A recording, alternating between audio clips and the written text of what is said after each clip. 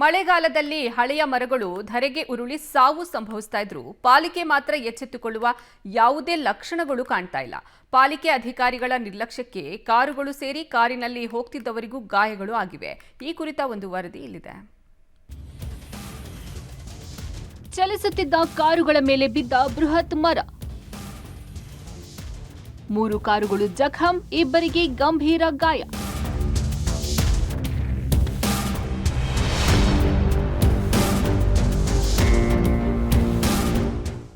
ಮಳೆಗಾಲ ಬಂತು ಅಂದ್ರೆ ನಗರದಲ್ಲಿ ಒಂದಲ್ಲ ಒಂದು ಅವಾಂತರಗಳು ನಡೆಯುತ್ತಲೇ ಇರುತ್ತವೆ. ಅದರಲ್ಲೂ ರಸ್ತೆ ಬದಿಯ ಮರಗಳಂತೂ ಇದ್ದಕ್ಕಿದ್ದಂತೆ ಧರೆಗೆ ಉರುಳುತ್ತಿದ್ದು ವಾಹನ ಸವಾರರು ಜೀವ ಕೈಯಲ್ಲಿ ಹಿಡಿದು ವಾಹನ ಚಲಾಯಿಸುವಂತಾಗಿದೆ. ಇತ್ತೀಚೆಗಷ್ಟೇ ವಿಜಯನಗರದಲ್ಲಿ ಬೃಹತ್ ಮರವೊಂದು ಆಟೋ ಮೇಲೆ ಬಿದ್ದಿದ್ದು ಆಟೋ ಚಾಲಕನೊಬ್ಬ ಪ್ರಾಣ ತೆತ್ತಿದ್ದ. ಈ ಘಟನೆ ಮಾಸುವ ಮುನ್ನವೇ ಮತ್ತೊಂದು ದುರಂತ ನಡೆದಿದ್ದು ಬೃಹತ್ ಮರವೊಂದು ಬುಡ ಸಮೇತ ಕಿತ್ತು ನಡು ರಸ್ತೆಯಲ್ಲಿ ಬಿದ್ದಿದೆ.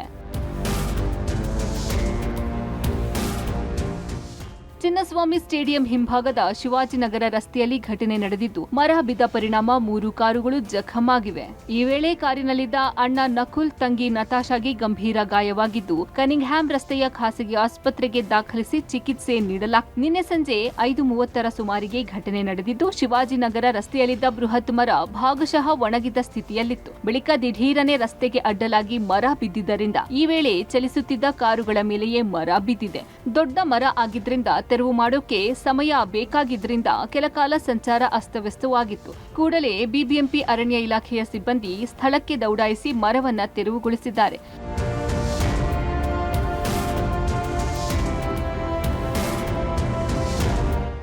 ಇನ್ನು ಘಟನೆ ಬಗ್ಗೆ ಕಬ್ಬನ್ ಪಾರ್ಕ್ ಪೊಲೀಸ್ ಠಾಣೆಯಲ್ಲಿ ಪ್ರಕರಣ ದಾಖಲಾಗಿದೆ.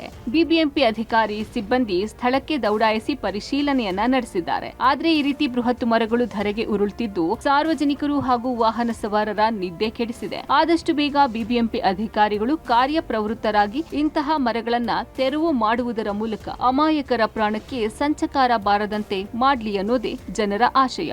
Nagesh, crime bureau, public TV, Bengaluru.